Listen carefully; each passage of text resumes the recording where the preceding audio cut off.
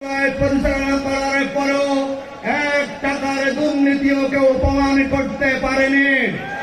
সমাজে যখন দুর্নীতি মুক্ত বাংলাদেশ গঠনের লক্ষ্যে জনগণকে ঐক্যবদ্ধ করার জন্য কাজ করে যাচ্ছিল, 2009 সালে আওয়ামী লীগ ক্ষমতায় এসে শুরু থেকে বাংলাদেশের এই জনপ্রিয় দলটিকে রাজনৈতিক ময়দান থেকে বিচ্ছিন্ন করার জন্য তারা পরিকল্পনা শুরু করে দিয়েছিল। ওই শাহবাগে সরকারের পৃষ্ঠপোষকতায় গণজাগরণ মঞ্চ তারা তৈরি করেছিল। মিথ্যা মামলা দিয়ে ট্রাইব্যুনাল গঠন করে জামায়াতের আমির সহ শীর্ষ নেতৃবৃন্দকে তারা ফাঁসির কাজটা ঝুলিয়েছিল। তারা আদালতের দোহাই দিয়ে জামায়াতের নিবন্ধন বাতিল করে দিয়েছিল, আমাদের প্রতীক বাতিল করে দিয়েছিল এবং সর্বশেষ জুলাই আন্দোলনে বিজয় সন্তুষ্ট হয়ে তারা জামায়াত এবং শিবিরকে নিষিদ্ধ করে দিয়েছিল। আজকের এই গণজামায়াত কি প্রমাণ করে বলুন তো? দীর্ঘ 15 বছর জামায়াতের বিরুদ্ধে আওয়ামী লীগ যা করেছে, আওয়ামী লীগের সকল চক্রান্ত ব্যর্থ হয়েছে।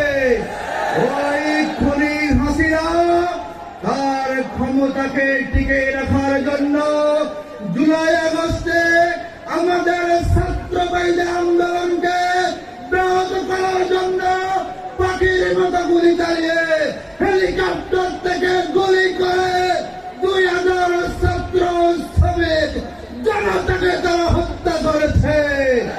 অবশেষে আওয়ামী লীগ তার সকল সৌকত ছেড়ে মাত্র 40 মিনিটের ব্যবধানে শেখ হাসিনাকে গ্রেফতার করতে হয়েছে। আমরা আজকের এই সমাবেশ থেকে স্পষ্ট ভাষায় বলবো, আওয়ামী লীগ কোন রাজনৈতিক দলের নাম নয়। আওয়ামী লীগ একটি সন্ত্রাসী সংগঠন, আওয়ামী লীগ একটি গণহত্যাকারী দল, আওয়ামী লীগ হচ্ছে একটা ফ্যাসিবাদী দল। এই নতুন বাংলাদেশে আর কোন ফ্যাসিবাদের রাজনীতির ঠাঁই হবে না। আমি সেই দিকে বলবো, এই নতুন বাংলাদেশে আবারও ষড়যন্ত্র হচ্ছে। আমরা বলবো অবিলম্বে একে ভাইকে মুক্তি দিতে হবে। আমরা বলবো কাল খাবার না করে জামাতের নিবন্ধন ফেরত দিতে হবে। আসুন আগামী দিনে একটা সমৃদ্ধ বাংলাদেশ গঠনে, এই লক্ষ্মীপুরের জনপদকে গঠনে আমরা এগিয়ে আসে। আল্লাহ হাফেজ। বাংলাদেশ জিন্দাবাদ, বাংলাদেশ জামাত ইসলামী জিন্দাবাদ।